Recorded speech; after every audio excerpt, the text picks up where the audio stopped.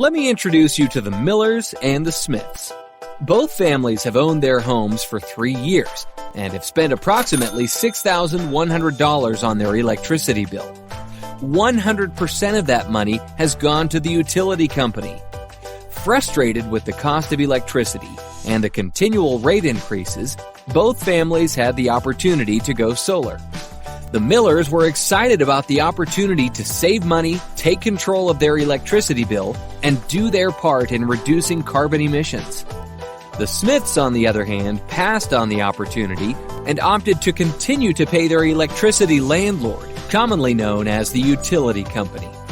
The Millers didn't have to pay anything up front, and we took care of everything, from financing to design, engineering, permitting, installation, and inspections.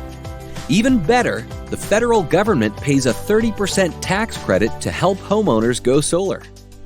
The Millers designed a solar system large enough to cover 100% of their electric usage. Each month, the Millers and the Smiths paid money to power their homes.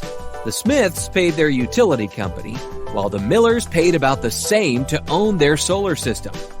Over time, the Millers paid off their solar system and saved significant money each year on their electricity. But the Smiths continued to make large, painful payments to their electricity landlord, the utility company. When the kids grew up and moved out, both families decided to sell their homes and downsize. The Millers' home sold quickly with an electricity bill that was only a fraction of that of the Smiths, who are still trying to sell their home.